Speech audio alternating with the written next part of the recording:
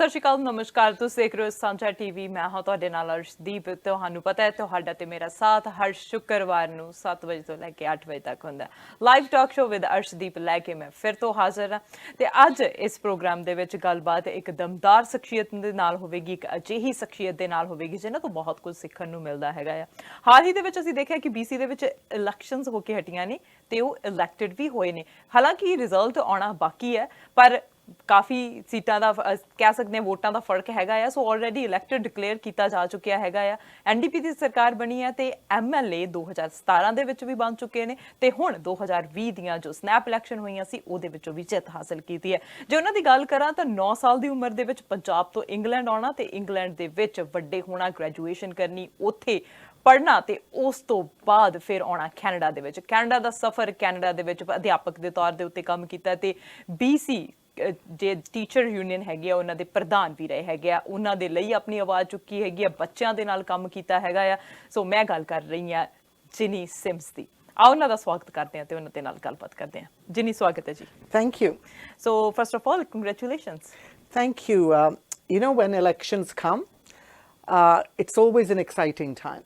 I've always been excited. I was 18 and still at high school when I got to vote for the first time. It was in England, but it was still then.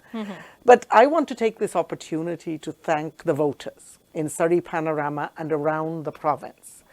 Because of them that they keep our democracy alive. But more than that, I want to thank every candidate who put their name forward. Whether they were NDP, whether they were Liberal, Green, Conservative, Independent, it doesn't matter. And I think congratulations go out to both the winners and those who were not successful. In an election, in any riding, because we live in a parliamentary democracy, only one person can win. But our democracy ਕਾਇਮ ਰਹਿੰਦੀ ਆ ਕਿਉਂਕਿ ਬਾਕੀ ਸਾਰੇ ਹਿੱਸੇ ਲੈਂਦੇ। That's true. ਪਰ ਜਦੋਂ ਇਲੈਕਸ਼ਨ ਪੂਰਾ ਹੋ ਜਾਵੇ ਜਿਹੜਾ ਵੀ ਜਿੱਤ ਗਿਆ ਉਹ ਸਾਰਿਆਂ ਦਾ MLA ਸਾਰਿਆਂ ਦਾ MP ਤੇ ਸਾਰਿਆਂ ਦਾ ਬਰਾਬਰ ਹੋ ਜਾਂਦਾ ਆ ਉਦੋਂ ਜਿਹੜੀ ਇਹ ਕੈਂਪੇਨ ਵਿੱਚ ਗੱਲਾਂ ਚੱਲਦੀਆਂ ਹੁੰਦੀਆਂ ਉਹਨਾਂ ਨੂੰ ਖਤਮ ਕਰੋ ਐਂਡ ਆਪਣਾ ਜਿਹੜਾ ਵੀ ਤੁਹਾਨੂੰ ਰਿਸਪੌਂਸਿਬਿਲਿਟੀ ਦਿੱਤੀ ਗਈ ਆ ਉਹਦੇ ਤੇ ਤੁਰੋ ਤੇ ਸਾਰੇ ਗਿਲੇ ਸ਼ਿਕਵੇ ਜਿਹੜੇ ਹੁੰਦੇ ਉਹਨਾਂ ਨੂੰ ਸਾਰਿਆਂ ਨੂੰ ਛੱਡ ਦੇਵੋ ਤੇ ਮੈਂ ਕਹਿੰਦੀ ਹੁੰਦੀ ਹਾਂ ਜਿੱਤ ਸਦਾ ਹੀ ਡੈਮੋਕ੍ਰੇਸੀ ਦੀ ਹੁੰਦੀ ਹੈ ਬਿਲਕੁਲ ਦੇਖੋ ਡੈਮੋਕ੍ਰੇਸੀ ਲਈ ਇਸ ਵੋਟ ਲਈ ਸਾਡੇ ਬਜ਼ੁਰਗਾਂ ਨੇ ਲੜਾਈਆਂ ਲੜੀਆਂ ਆ ਕੁਰਬਾਨੀਆਂ ਦਿੱਤੀਆਂ ਆ ਔਰਤਾਂ ਨੇ ਆਪਣੀ ਵੋਟ ਲਈ ਪਤਾ ਨਹੀਂ ਕਿੰਨੇ ਦੁੱਖ ਸਹੇ ਆ ਸਾਡੇ ਕੈਨੇਡਾ ਵਿੱਚ ਔਰਤਾਂ ਨੂੰ ਬਾਲਾਂ ਤੋਂ ਫੜ ਕੇ ਬਾਹਰ ਸਿੱਟਿਆ ਗਿਆ ਸੀਗਾ ਪਾਰਲੀਮੈਂਟ ਵਿੱਚੋਂ ਜਦੋਂ ਵੋਟ ਮੰਗਣ ਗਈਆਂ ਸੀਗੀਆਂ ਸੋ ਮੈਨੂੰ ਬਹੁਤ ਖੁਸ਼ੀ ਹੁੰਦੀ ਆ ਜਦੋਂ ਮੈਂ ਆਪਣੀਆਂ ਭੈਣਾਂ ਨੂੰ ਬੇਟੀਆਂ ਨੂੰ ਦੇਖਦੀ ਆ ਪੋਲਿਟਿਕਸ ਵਿੱਚ ਇਨਵੋਲਵਡ ਹੋਣਾ ਤੇ ਸਾਰਿਆਂ ਦਾ ਬਹੁਤ ਬਹੁਤ ਧੰਨਵਾਦ ਵੀ ਕਰਦੀ that's the spirit Ki positive note ਦੇ ਨਾਲ ਇੱਕ ਨਵੀਂ ਜਰਨੀ ਦੀ ਸ਼ੁਰੂਆਤ ਕਰਨੀ ਹੈਗੀ ਹੈ ਚਾਹੇ ਉਹ MP ਦੇ ਤੌਰ ਤੇ ਤੁਸੀਂ ਕੰਮ ਕੀਤਾ ਚਾਹੇ ਟੀਚਰ ਯੂਨੀਅਨ ਦੀ ਪ੍ਰਧਾਨ ਦੇ ਤੌਰ ਦੇ ਉੱਤੇ ਕੰਮ ਕੀਤਾ ਐਜ਼ ਅ ਟੀਚਰ ਕੰਮ ਕੀਤਾ ਹੈਗਾ ਕਮਿਊਨਿਟੀ ਦੇ ਲਈ ਕੋਈ ਵੀ ਕੰਮ ਕੀਤਾ ਹੈਗਾ ਸੋ ਹਮੇਸ਼ਾ ਦਿਲ ਦੇ ਨਾਲ ਕੀਤਾ ਹੈਗਾ ਤੇ ਪਰ ਹੁਣ ਪਹਿਲਾਂ ਮੈਂ ਸਿਹਤ ਦਾ ਪੁੱਛ ਲੈਂਦੀ ਆ ਤੁਹਾਡੇ ਤੋਂ hope you are doing well ਤੁਹਾਡਾ ਜਿਹੜਾ ਫੁੱਟ ਸੀਗਾ ਉਹ ਥੋੜਾ ਜਿਹਾ ਤੁਸੀਂ ਟਵਿਸਟ ਕਰ ਲਿਆ ਸੀ ਦੇਖੋ ਮੈਂ ਘਰੇ ਹੀ ਇਹ ਨਹੀਂ ਵੀ ਕੈਂਪੇਨ ਕਰਦੀ ਘਰੇ ਹੀ ਪੌੜੀਆਂ ਚ ਭੱਜ ਦੌੜਦੇ ਨਹੀਂ ਪੌੜੀਆਂ ਵਿੱਚ ਸਲਿਪ ਹੋ ਗਈ ਸੀਗੀ ਉਹ ਤੇ ਪੈਰ ਦੇ ਵਿੱਚ 2 ਅੰਗੂਠੀਆਂ ਜਿੱਦਾਂ ਆਪਣੇ ਪੰਜਾਬੀ ਚ ਕਹਿੰਦੇ ਹੁੰਦੇ ਠੋਕ ਹੋ ਗਈਆਂ ਤੇ ਇੰਨਾ ਬੁਰਾ ਹਾਲ ਸੀਗਾ ਤੇ ਉਹਨਾਂ ਨੂੰ ਵਿੱਚੋਂ ਕੱਢਣੀ ਪਈ ਫਿਰ ਬਾਹਰ ਨੂੰ ਜਿੱਦਾਂ ਇਦਾਂ pushed back oh my goodness but it's fine now ਹੁਣ ਤਾਂ ਬੂਟ ਵੀ ਨਹੀਂ ਪਾਇਆ ਆ ਤੇ ਹਾਲੇ ਥੋੜਾ ਸੋਜਾ ਹੈਗਾ ਥੋੜੀ ਕਲਿੰਪ ਵੀ ਹੈਗੀ ਆ But I hope by next week I'm out walking again and starting my walks. ਤੇ ਦੇਖੋ ਇਹ ਤਾਂ ਨਿੱਕੀ ਵੱਡੀ ਗੱਲ ਤਾਂ ਹੁੰਦੀ ਰਹਿੰਦੀ ਆ ਰਾਈਟ ਤੇ ਜਿੱਦਾਂ ਮੇਰਾ ਬੇਟਾ ਕਹਿੰਦਾ ਸੀਗਾ ਵੀ ਮਮ ਹੁਣ ਬੈਠ ਜਾਵੋ 2 ਦਿਨ ਲਈ ਰੈਸਟ ਕਰਨੀ ਪੈਣੀ ਆ ਇਲੈਕਸ਼ਨ ਵਿੱਚ ਨਹੀਂ ਉਹ ਹੁੰਦਾ ਮੈਂ ਤਾਂ ਹਸਪਤਾਲ ਵੀ ਗਈ ਸੀਗੀ ਉਹਨਾਂ ਨੇ ਐਕਸ-ਰੇ ਖਿੱਚੇ ਡਾਕਟਰ ਨੂੰ ਟਾਈਮ ਲੱਗਦਾ ਸੀਗਾ ਮੈਂ ਕਿਹਾ ਮੇਰੀਆਂ ਤਾਂ ਮੀਟਿੰਗ ਹੈਗੀ ਜਾਂ ਮੈਂ ਤਾਂ ਚੱਲ ਗਈ ਫਿਰ ਰਾਤ ਨੂੰ ਜਦੋਂ ਕੈਂਪੇਨ ਬੰਦ ਕਰਕੇ ਫਿਰ ਮੈਂ ਹਸਪਤਾਲ ਨੂੰ ਗਈ ਤੇ ਐਕਸ-ਰੇ ਰਿਜ਼ਲਟ ਦੇਖੇ ਤਾਂ ਫਿਰ ਟ੍ਰੀਟਮੈਂਟ ਲਈ ਹਜੇ ਜਿਹੜੀਆਂ ਵੋਟਾਂ ਦਾ ਰਿਜ਼ਲਟ ਜਿਹੜਾ ਕਲੀਅਰ ਰਿਜ਼ਲਟ ਆਉਣਾ ਬਾਕੀ ਹੈਗਾ ਆ ਸੋ ਅੱਜ ਆਪਾਂ ਪੋਲਿਟਿਕਸ ਦੀ ਗੱਲ ਨਹੀਂ ਕਰਦੇ ਅੱਜ ਜਿਨੀ ਦੇ ਬਾਰੇ ਗੱਲ ਕਰਦੇ ਹਾਂ ਕਮਿਊਨਿਟੀ ਦੇ ਬਾਰੇ ਗੱਲ ਕਰਦੇ ਹਾਂ ਐਕਸਪੀਰੀਐਂਸਸ ਦੇ ਬਾਰੇ ਗੱਲ ਕਰਦੇ ਹਾਂ ਹੁਣ ਜਿਵੇਂ ਅਸੀਂ ਅੱਜ ਕੋਵਿਡ ਦੇ ਵਿੱਚ ਰਹਿ ਰਹੇ ਹਾਂ we are in middle of pandemic ਤੇ ਅਸੀਂ BC ਦੇ ਵਿੱਚ ਮਾਰਚ ਦੇ ਵਿੱਚ ਬਹੁਤ ਸੋਹਣਾ ਕੀਤਾ ਅਸੀਂ ਕਿਹਾ BC ਨੇ ਤਾਂ ਮਤਲਬ ਰਿਕਾਰਡ ਹੀ ਬਣਾ ਦਿੱਤਾ ਹਿਸਟਰੀ ਹੋਈ ਬਣਾ ਦਿੱਤੀ ਕਿ ਇੰਨਾ ਜ਼ਿਆਦਾ ਵਧੀਆ ਕੀਤਾ BC ਦੇ ਲੋਕਾਂ ਨੇ ਸਰਕਾਰ ਦੀ ਵੀ ਸੁਣੀ ਜੋ ਗਾਈਡਲਾਈਨਸ ਆਈਆਂ ਅਸੀਂ ਉਹਨੂੰ ਵੀ ਫੋਲੋ ਕੀਤਾ ਚਾਹੇ ਕਿਤੇ ਕੋਈ ਕੇਸ ਆਉਂਦੇ ਰਹੇ, ਇੱਕ ਵਾਰੀ ਤਾਂ ਵਿੱਚ ਦੀ 4 ਕੇਸ ਵੀ ਰਹਿ ਗਏ ਸੀਗੇ, ਪਰ ਹੁਣ ਫਲੂ ਸੀਜ਼ਨ ਵੀ ਆ ਰਿਹਾ ਹੈਗਾ ਆ, ਉਸ ਤੋਂ ਬਾਅਦ ਅਸੀਂ ਪਾਰਟੀਆਂ ਵੀ ਕਰਨ ਲੱਗ ਗਏ ਹੈਗੇ ਆ, ਅਸੀਂ ਵਿਆਹ ਵੀ ਕਰਨ ਲੱਗ ਗਏ ਆ, ਵਿਆਹ ਦਾ ਸੀਜ਼ਨ ਵੀ ਸੀ, ਕਿੰਨਾਂ ਦੇ ਰੱਖੇ ਹੋਏ ਸੀਗੇ ਮਈ ਦੇ ਵਿੱਚ, ਜੂਨ ਦੇ ਵਿੱਚ ਮੋਸਟਲੀ ਆਪਾਂ ਦੇਖਦੇ ਹਾਂ ਕਿ ਵਿਆਹ ਹੁੰਦੇ ਹੈਗੇ, ਪਰ ਹੁਣ ਨਹੀਂ ਅਸੀਂ ਵਧੀਆ ਕਰ ਰਹੇ, ਹੁਣ 200 ਤੋਂ ਜ਼ਿਆਦਾ ਕੇਸ ਆ ਰਹੇ ਹੈਗੇ। ਇਹਦੇ ਬਾਰੇ ਕੀ ਕਹਿਣਾ ਹੈ, ਕਿਉਂਕਿ ਬੋਨੀ ਹੈਨਰੀ ਕੱਲ੍ਹ ਸਰੀ ਦੇ ਵਿੱਚ ਖੁਦ ਆ ਕੇ ਗਏ ਆ, ਕਿਉਂਕਿ ਫਰੇਜ਼ਰ ਵੈਲੀ ਦੇ ਵਿੱਚ ਸਭ ਤੋਂ ਜ਼ਿਆਦਾ ਕੇਸ ਆ ਰਹੇ ਨੇ। ਦੇਖੋ, ਇਹ ਆਪਾਂ ਨੂੰ ਮੰਨਣਾ ਪੈਣਾ, ਨੰਬਰ ਦੱਸਦੇ ਆ ਵੀ ਜਦੋਂ ਅਸੀਂ ਡਾਕਟਰ ਬੋਨੀ ਹੈਨਰੀ ਦੀ ਐਡਵਾਈਸ ਫੋਲੋ ਕਰਦੇ ਸੀਗੇ, ਸਾਡੇ ਮਨ ਵਿੱਚ ਡਰ ਸੀਗਾ, ਸਾਨੂੰ ਸੀਗਾ ਵੀ ਇੱਕ ਦੂਸਰੇ ਨੂੰ ਵੀ ਸੇਫ ਰੱਖੀਏ, ਆਪ ਵੀ ਸੇਫ ਰਹੀਏ, ਉਦੋਂ ਅਸੀਂ ਕੋਵਿਡ ਨੂੰ ਕਾਬੂ ਕਰ ਲਿਆ ਸੀ। ਕੋਵਿਡ ਸੀਗਾ ਪਰ ਉਹ ਕਾਬੂ ਸੀਗਾ, ਕਰਕੇ ਅਸੀਂ ਉਹਨੂੰ ਫੈਲਣ ਦਾ ਮੌਕਾ ਨਹੀਂ ਦਿੱਤਾ। ਹੁਣ ਮੈਨੂੰ ਲੱਗਦਾ ਹੈ ਥੋੜਾ ਜ਼ਿਆਦਾ ਹੀ ਰਿਲੈਕਸੇਸ਼ਨ ਹੋ ਗਿਆ, ਤੇ ਜ਼ਰੂਰ ਜਿੰਨੇ ਵੀ ਵਾਲੇ ਇਨਫੈਕਸ਼ਨਸ ਹੁਣ ਬਾਹਰ ਆਉਂਦੇ ਆ ਥਰੂ ਸੋਸ਼ਲ ਇੰਟਰੈਕਸ਼ਨਸ, ਪਾਰਟੀਆਂ ਤੋਂ, ਬੇਸ਼ੱਕ ਦੀ ਜਦੋਂ ਇਕੱਠ ਹੁੰਦੇ ਆ, ਫਿਊਨਰਲ ਦੇ, ਵਿਆਹਾਂ ਦੇ। ਪਰ ਦੇਖੋ, ਆਪਾਂ ਕੋਵਿਡ ਵਿੱਚ ਬਹੁਤ ਕੁਝ ਸਿੱਖ ਲਿਆ। ਜਦੋਂ ਮੇਰੀ ਮਮ ਦੀ ਡੈਥ ਵੀ ਹੋਈ ਸੀਗੀ, ਅਸੀਂ 9 ਜਾਣੇ ਗਏ ਸੀ, ਅਸੀਂ ਘਰ ਨਹੀਂ ਸੀ ਬੈਠੇ, ਕੋਈ ਘਰ 'ਚ ਆਉਣ ਵੀ ਨਹੀਂ ਸੀ ਦਿੱਤਾ। ਸਾਨੂੰ ਹੁਣ ਫਿਰ ਉਸ ਤਰੀਕੇ ਦੇ ਨਾਲ ਹੀ ਕੰਮ ਕਰਨਾ ਪੈਣਾ ਆ, ਅਸੀਂ ਇਹਨੂੰ ਫਿਰ ਕਾਬੂ ਕਰ ਸਕਦੇ ਹਾਂ। ਇੱਕ ਆਪਾਂ ਨੂੰ ਇਹ ਵੀ ਸੋਚਣਾ ਪੈਣਾ, ਕਿਉਂ ਡਾਕਟਰ ਬੋਨੀ ਹੈਨਰੀ ਨੂੰ ਸਰੀ ਵਿੱਚ ਆ ਕੇ ਪ੍ਰੈਸ ਕਾਨਫਰੰਸ ਕਰਨੀ ਪਈ, ਕਿਉਂ ਇਹ ਸਾਡੇ ਮੀਡੀਆ ਦੇ ਨਾਲ ਵੀ ਰਾਊਂਡ ਟੇਬਲ ਕੀਤਾ, ਕਿਉਂ? ਕਿਉਂਕਿ ਕੱਲ੍ਹ ਦੇ ਜਿਹੜੇ ਕੇਸ ਸੀਗੇ 235, ਉਹਨਾਂ ਦੇ ਵਿੱਚੋਂ 199 ਜੀ ਫਰੇਜ਼ਰ ਹੈਲਥ ਦੇ ਵਿੱਚ ਸੀਗੇ, ਸਿਰਫ 36 ਬਾਕੀ ਸਾਰੇ BC ਦੇ ਵਿੱਚ। ਇਹਦੇ ਨਾਲ ਆਪਾਂ ਸਮਝਦਾਰ ਆ, ਆਪਾਂ ਸਮਝ ਵੀ ਸਕਦੇ ਆ, ਤੇ ਆਪਾਂ ਨੂੰ ਸੋਚਣਾ ਚਾਹੀਦਾ ਵੀ ਸਾਡਾ ਇਹਦੇ ਵਿੱਚ ਕੀ ਹੱਥ ਹੈਗਾ ਆ। ਕਈ ਹੁਣ ਕਹਿੰਦੇ ਆ ਵੀ ਤੁਸੀਂ ਵੀ ਮੈਨੂੰ ਦੱਸਿਆ ਵੀ ਸਾਡੀ ਪਾਰਟੀ ਕਰਦੇ ਆ, ਕਾਰਾਂ ਦੂਰ ਦੂਰ ਪਾਰਕ ਕਰ ਲਈਦੀਆਂ ਆ ਵੀ ਪਤਾ ਨਾ ਲੱਗੇ, ਕਈ ਲੋਕ ਕਰਦੇ ਉਹ ਤੁਸੀਂ ਬੇਵਕੂਫ ਕਿਸ ਨੂੰ ਬਣਾਉਂਦੇ ਆ? ਕੋਵਿਡ ਨੇ ਫੈਲਣਾ ਆ ਜਦੋਂ ਆਪਾਂ ਇੱਕ ਦੂਸਰੇ ਦੇ ਨਜ਼ਦੀਕ ਚਲੀ ਜਾਈਦਾ ਆ, ਕੋਵਿਡ ਨੇ ਫੈਲਣਾ ਆ ਜਦੋਂ ਅਸੀਂ ਵੀ ਸੋਸ਼ਲਾਈਜ਼ ਕਰਕੇ ਸਭ ਕੁਝ ਪਰਹੇਜ਼ ਰੱਖਣਾ ਭੁੱਲ ਜਾਈਦਾ ਆ। ਸੋ ਇਸ ਕਰਕੇ ਬਹੁਤ ਆਪਾਂ ਵਿਆਹ ਹਾਲੇ ਵੀ ਕਰ ਸਕਦੇ ਆ, ਵਿਆਹ ਕਰਨ ਨੂੰ 100 ਬੰਦੇ ਦੀ ਲੋੜ ਨਹੀਂ, ਨਾ 50 ਦੀ। all you need is the bride and groom and parents। ਵਿਆਹ ਹਾਲੇ ਵੀ ਹੋ ਸਕਦੇ ਆ, ਬਿਲਕੁਲ। ਪਰ ਇਹ ਆ ਵੀ ਕੋਵਿਡ ਨੂੰ ਆਪਾਂ ਨੂੰ ਸਮਝਣਾ ਪੈਣਾ ਆ, ਤੇ ਆਪਾਂ ਨੂੰ ਫੋਲੋ ਵੀ ਕਰਨਾ ਪੈਣਾ ਆ। ਸਕੂਲ ਖੁੱਲ੍ਹੇ ਆ, ਸਕੂਲਾਂ ਵਿੱਚ ਵੀ ਕੋਵਿਡ ਬੱਚਿਆਂ ਨੂੰ ਹੋਇਆ ਆ, ਪਰ ਉਹ ਜਦੋਂ ਟਰੇਸ ਬੈਕ ਕਰਦੇ ਆ ਸੋਸ਼ਲ ਗੈਦਰਿੰਗ ਨੂੰ ਹੀ ਜਾਂਦਾ ਹੈ।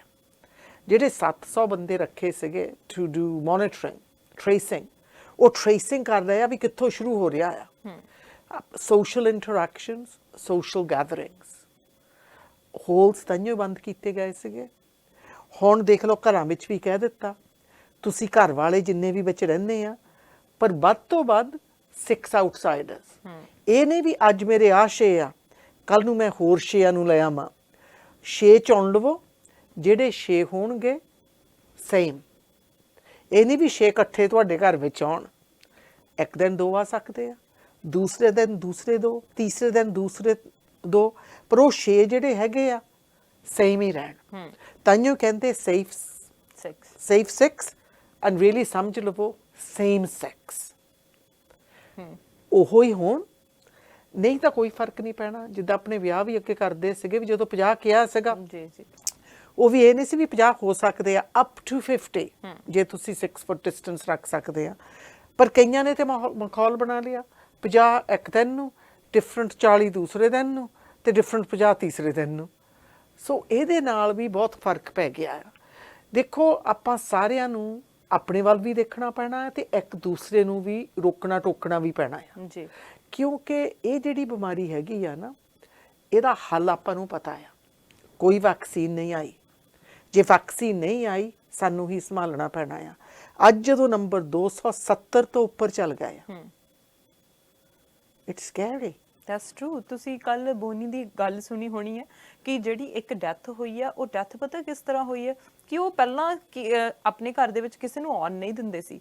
80 ਈਅਰ 올ਡ ਜਿਹੜੇ ਸੀਗੇ ਉਹ ਸਿਰਫ ਤੇ ਸਿਰਫ ਕੋਵਿਡ ਤਾਂ ਹੋਇਆ ਉਹਨਾਂ ਨੂੰ ਕਿ 10 ਜਾਣਿਆਂ ਤੋਂ ਘੱਟ ਦੀ ਇੱਕ ਬਰਥਡੇ ਪਾਰਟੀ ਉਹਨਾਂ ਨੇ ਕੀਤੀ ਘਰ ਦੇ ਵਿੱਚ, ਤੇ ਉਹਨਾਂ ਨੂੰ ਨਹੀਂ ਪਤਾ ਸੀ, ਜਿਹੜੇ ਘਰ ਦੇ ਵਿੱਚ ਆਏ ਸੀਗੇ ਉਹਨਾਂ ਨੂੰ ਨਹੀਂ ਪਤਾ ਸੀ ਉਹਨਾਂ ਨੂੰ ਕੋਵਿਡ ਸੀ। ਸੋ ਇਹ ਨਹੀਂ ਕਿ ਪਾਰਟੀ ਦੇ ਵਿੱਚ ਹੀ ਹੋ ਰਿਹਾ, 10 ਜਾਣੇ ਜਿਹੜੇ ਤੁਹਾਡੇ ਕੋਲ ਅਨਨੋਨ ਬੰਦੇ ਆ ਰਹੇ ਹੈਗੇ, 10 ਤੋਂ ਵੀ ਘੱਟ ਇੱਕ ਪਰਸਨ ਨਾਲ ਵੀ ਤੁਹਾਨੂੰ ਵਾਇਰਸ ਹੋ ਜਾਣਾ ਹੈ। ਸੋ ਜਿਹਦਾ ਇਮਿਊਨ ਸਿਸਟਮ ਸਟਰੋਂਗ ਹੈਗਾ, ਚਲੋ ਉਹ ਤਾਂ ਠੀਕ ਹੋ ਵੀ ਜਾਂਦੇ ਹੈਗੇ ਆ, ਪਰ ਜਿਹੜੇ ਸਾਡੇ ਸੀਨੀਅਰਸ ਹੈਗੇ ਆ ਉਹਨਾਂ ਲਈ ਬਹੁਤ ਜ਼ਿਆਦਾ ਰਿਸਕ ਹੈ। ਦੇਖੋ that's why it's safe sex। ਜੇ ਤੁਹਾਨੂੰ ਪਤਾ ਤੁਹਾਡਾ ਇੱਕ ਫਰੈਂਡਸ ਉਹ ਤਾਂ ਕਾਫੀ ਉਹਦਾ ਸੋਸ਼ਲ ਸਰਕਲ ਹੈਗਾ ਆ, he is not one of the safe sex, that's true, right. ਜੇ ਤੁਸੀਂ ਉਹਦੇ ਸੇਫ ਸਿਕਸ ਦੇ ਲਿਸਟ ਵਿੱਚ ਵੀ ਹੋਵੋ, ਇਹ ਨਹੀਂ ਵੀ ਤੁਸੀਂ ਉਹਦਾ ਇੱਥੇ ਦਾ ਗਰੁੱਪ ਆ, ਹੋਰ ਕਿਸੇ ਦਾ ਉੱਥੇ ਦਾ ਗਰੁੱਪ ਆ, ਹੋਰ ਕਿਸੇ ਇੱਥੇ ਦੇ ਗਰੁੱਪ ਆ। ਸੋ ਸੌਖਾ ਹੁਣ ਹੈਗਾ ਆ ਜੀ to keep your circle as small as you can। ਪਰਿਵਾਰਕ ਵੀ ਆਪਾਂ ਨੂੰ ਪਤਾ ਆ, ਕਈ ਸੋਸ਼ਲ ਆਊਟਗੋਇੰਗ ਬੰਦੇ ਹੁੰਦੇ ਆ, ਰਲਦੇ ਮਿਲਦੇ ਕਾਫੀ ਆ ਦਿਨ ਦੇ ਵਿੱਚ ਲੋਕਾਂ ਨੂੰ, ਤੇ ਕਈ ਆਪਣੇ ਆਪ ਨੂੰ ਕਲੋਜ਼ ਰੱਖਦੇ ਆ। ਸੋ ਐਕਸਟਰਾ ਪ੍ਰੀਕਾਸ਼ਨਸ ਲਈਏ, ਆਪਣੇ ਬੱਚਿਆਂ ਲਈ ਵੀ, ਆਪਣੇ ਬਜ਼ੁਰਗਾਂ ਲਈ ਵੀ, ਆਪਣੇ ਲਈ ਵੀ, ਆਪਣੇ ਗੁਆਂਢੀਆਂ ਲਈ ਵੀ। ਜੇ ਤੁਹਾਡਾ ਮਾਂ ਪਿਓ ਨਹੀਂ ਤੇ ਦੂਸਰਿਆਂ ਦੇ ਮਾਂ ਪਿਓ ਲਈ। ਜੀ ਬਿਲਕੁਲ ਜੀ। ਨਹੀਂ, ਜੇ ਅਸੀਂ ਪੈਂਡੈਮਿਕ ਤੋਂ ਪਹਿਲਾਂ ਚੱਲੀਏ, ਪਹਿਲਾਂ ਦੀ ਗੱਲ ਕਰੀਏ, ਤੇ ਪੈਂਡੈਮਿਕ ਦਾ ਧਿਆਨ ਤਾਂ ਸਾਨੂੰ ਸਾਰਿਆਂ ਨੂੰ ਰੱਖਣਾ ਪੈਣਾ ਹੈਗਾ ਆ, ਪਰ ਹੁਣ ਜਦੋਂ ਅਸੀਂ ਜਿਨੀ ਦੀ ਗੱਲ ਕਰਦੇ ਹਾਂ, ਪੈਂਡੈਮਿਕ ਤੋਂ ਪਹਿਲਾਂ ਜਦੋਂ ਜਿਨੀ ਇੰਗਲੈਂਡ ਦੇ ਵਿੱਚ ਹੁੰਦੀ ਸੀਗੀ, ਹਨਾ 9 ਸਾਲ ਦੀ ਜਿਨੀ ਜਦੋਂ ਇੰਗਲੈਂਡ ਦੇ ਵਿੱਚ ਆਈ ਸੀਗੀ, ਸੋ ਕਦੇ ਸੋਚਿਆ ਸੀਗਾ ਕਿ ਮੈਂ ਇੱਕ ਦਿਨ ਮਿਨਿਸਟਰ ਬਣ ਜਾਣਾ ਹੈਗਾ ਆ, ਜਾਂ ਮੈਂ MLA ਇਲੈਕਟ ਹੋ ਜਾਣਾ ਹੈ, ਤੇ ਕਦੇ ਮੈਂ MP ਵੀ ਸੀ? ਮੈਨੂੰ ਤਾਂ ਜਦੋਂ ਮੈਂ ਪਹਿਲਾਂ ਆਈ ਆ ਨਾ, ਇਹ ਸੀਗਾ ਵੀ ਕਿਹੜਾ ਦਿਨ ਆਊਗਾ ਮੈਨੂੰ ਕੋਈ ਟਿਕਟ ਲੈ ਕੇ ਜਹਾਜ਼ ਵਿੱਚ ਚੜਾਊਗਾ ਤੇ ਮੈਂ ਵਾਪਸ ਇੰਡੀਆ ਨੂੰ ਜਾਊਂਗੀ। ਕਰਕੇ ਬਹੁਤ ਨਾਨਕਿਆਂ ਤੋਂ ਦਾਦਕਿਆਂ ਵੱਲੋਂ ਮੈਂ ਪਹਿਲਾਂ ਗ੍ਰੈਂਡਚਾਈਲਡ ਸੀ, ਲਾਈਕ ਮੀ। ਸੋ ਇਸ ਕਰਕੇ ਲਾਡਲੀ ਦੋਨੋਂ ਪਾਸਿਆਂ ਦੀ ਸੀ। I can understand. ਤੇ ਮੈਨੂੰ ਪਿਆਰ ਵੀ ਬਹੁਤ ਦਿੱਤਾ ਦੋਨੋਂ ਪਾਸਿਆਂ ਨੇ। ਬਿਲਕੁਲ। ਮੈਨੂੰ ਤਾਂ ਹਾਸਾ ਆਉਂਦਾ ਹੁੰਦਾ ਸੀ ਜਦੋਂ ਮੇਰੇ ਨਾਨੇ ਨੇ ਆਉਣਾ, ਉਹਨ ਚੁੱਕ ਕੇ ਲੈ ਜਾਣਾ, ਮੈਂ ਰੋਣਾ ਤੇਰੇ ਨਾਲ ਜਾਣਾ। ਜਦੋਂ ਇਧਰੋਂ ਦਾਦਕਿਆਂ ਤੋਂ ਕਿਸੇ ਨੇ ਜਾਣਾ, ਮੈਂ ਫੇਰ ਰੋਣਾ, ਮੈਂ ਤੁਹਾਡੇ ਨਾਲ ਜਾਣਾ। ਤੇ ਪਿਆਰ ਵੀ ਇੰਨਾ ਦਿੱਤਾ ਨਾ, ਜਿੱਦਣ ਅਸੀਂ ਜਹਾਜ਼ 'ਚ ਚੜ੍ਹਨ ਵੀ ਗਏ ਆ ਦਿੱਲੀ ਨੂੰ, ਤਾਇਆ ਵੀ ਨਾਲ ਸੀ, ਮਾਮੇ ਵੀ ਨਾਲ ਸੀਗੇ। ਤੇ ਜਦੋਂ 에ਅਰਪੋਰਟ ਤੇ ਗਏ ਆ ਉਹਨਾਂ ਦਿਨਾਂ ਵਿੱਚ, ਤੈਨੂੰ ਤਾਂ ਨਹੀਂ ਚੇਤਾ, ਪਰ ਸਾਨੂੰ ਪਤਾ ਆ ਵੀ ਜਹਾਜ਼ ਅੰਦਰੋਂ ਨਹੀਂ ਸੀ ਬੜੀਦਾ, ਬਾਹਰ ਐਨ ਰਨਵੇ ਤੇ ਖੜਾ ਹੁੰਦਾ ਸੀ ਕਿ ਨਹੀਂ, ਬਾਹਰ ਖੜਾ ਨਹੀਂ। ਉਦੋਂ ਇੰਟਰਨੈਸ਼ਨਲ ਫਲਾਈਟ, ਵੱਡੇ ਵੱਡੇ ਜਹਾਜ਼ ਵੀ ਏਦਾਂ ਹੀ ਹੁੰਦੇ ਸੀਗੇ। ਤੇ ਉਹ ਜਦੋਂ ਨਾ ਪੌੜੀਆਂ ਲਾ ਕੇ ਜਦੋਂ ਮੈਂ ਜਾਂਦੀ ਸੀਗੀ, ਮੈਂ ਤਾਂ ਪੌੜੀਆਂ ਨੂੰ ਚੁੰਬੜ ਗਈ ਸੀ, ਮੈਂ ਨਹੀਂ ਜਾਣਾ, ਮੈਂ ਛੱਡਦੀ ਨਹੀਂ ਸੀਗੀ। ਪਤਾ ਨਹੀਂ ਕਿੱਥੇ ਲੈ ਜਾਣਗੇ। ਉੱਥੇ ਦਿੱਲੀ ਵਿੱਚ ਵੀ ਉਦੋਂ ਹਾਲੇ ਨਵਾਂ 에ਅਰਪੋਰਟ ਤਾਂ ਬਣਿਆ ਨਹੀਂ ਸੀਗਾ, ਏਦਾਂ ਫੈਂਸ ਹੀ ਹੁੰਦੀ ਸੀਗੀ, ਤੇ ਮੇਰਾ ਮਾਮਾ ਟੱਪ ਕੇ ਆ ਗਿਆ ਸੀਗਾ। ਉਹ ਕਹਿੰਦਾ ਮੈਂ ਕੁੜੀ ਨੂੰ ਨਹੀਂ ਜਾਣ ਦੇਣਾ, ਤੇ ਮੈਂ ਕਹਾਂ ਮੈਂ ਆਪਣੇ ਮਾਮੇ ਨਾਲ ਜਾਣਾ। ਤੇ ਉਦੋਂ ਕਈ ਜਾਣਿਆਂ ਨੇ ਆ ਕੇ ਪਹਿਲਾਂ ਉਹਨੂੰ ਛੁਡਾਇਆ ਤੇ ਫਿਰ ਮੈਨੂੰ ਉੱਪਰ ਲੈ ਕੇ ਗਏ ਸੀਗੇ। ਸੋ ਉਹ ਜਿਹੜੇ ਪਹਿਲਾਂ ਦਿਨ ਹੁੰਦੇ, ਜਿਹੜਾ ਤੁਹਾਨੂੰ ਪਿਆਰ ਮੁਹੱਬਤ ਹੁੰਦਾ ਆ, ਤੁਹਾਨੂੰ ਫਿਰ ਹੋਰ ਹੀ ਤਰ੍ਹਾਂ ਦਾ।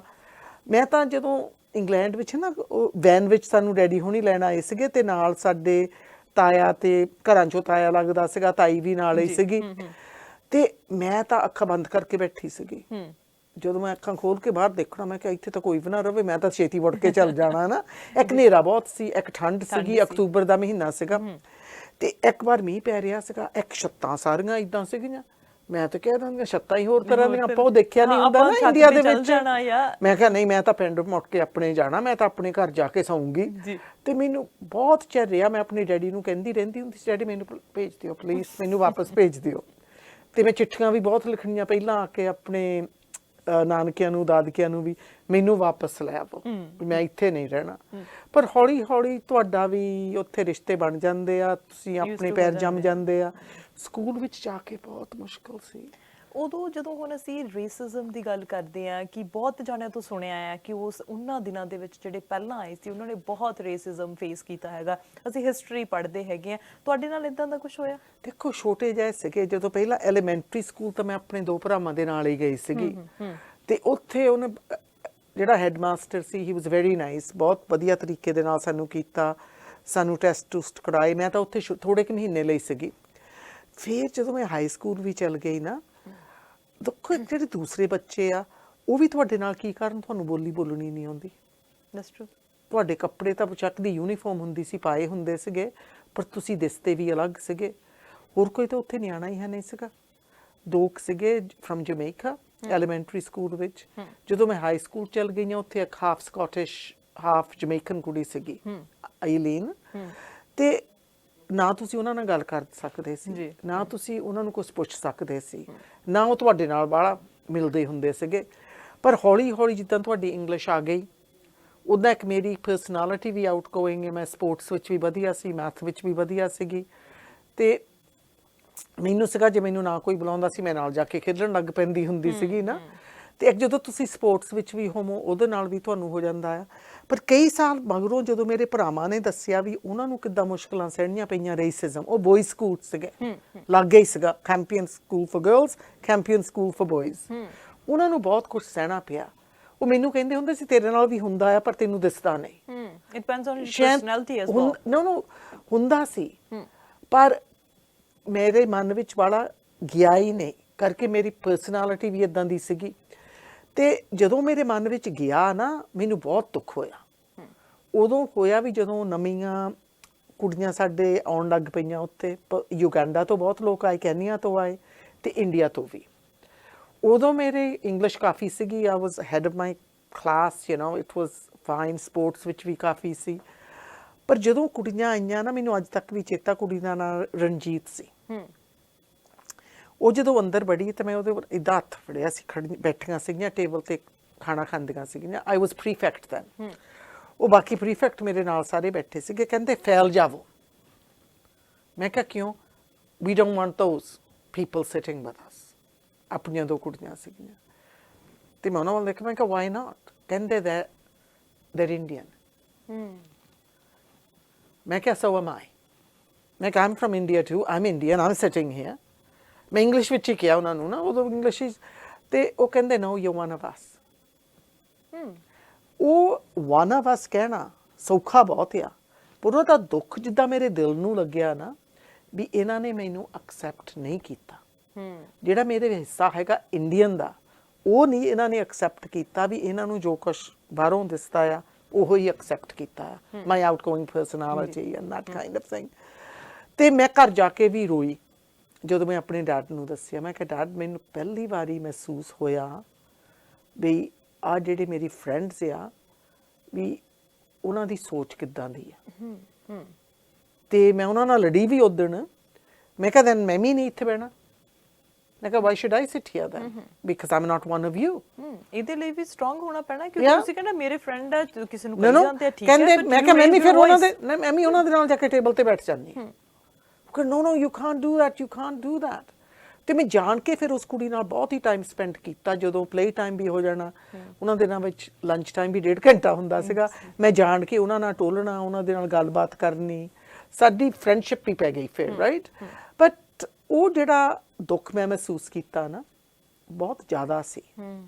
ਪਰ ਮੈਂ ਸਦਾ ਹੀ ਰਹੀ ਹਾਂ ਨਾ, ਵੀ ਜਿਹੜੀ ਮੇਰੀ ਇੰਡੀਆ ਦਾ ਜਨਮ ਆ, ਮੇਰਾ ਹਿੱਸਾ ਆ, ਮੇਰੀਆਂ ਜੜ੍ਹਾਂ ਉੱਥੇ ਆ। ਮੈਂ ਕਦੀ ਵੀ ਨਹੀਂ ਕਿਹਾ ਵੀ ਮੇਰੀਆਂ ਹੈ ਨਹੀਂ। ਮਾਣ ਕਰਕੇ ਕਹਿੰਦੀ ਆ, ਬਹੁਤ ਮੈਨੂੰ ਮਾਣ ਹੈਗਾ ਆ ਵੀ ਮੇਰੀਆਂ ਜੜ੍ਹਾਂ ਇੰਡੀਆ ਦੇ ਵਿੱਚ ਆ।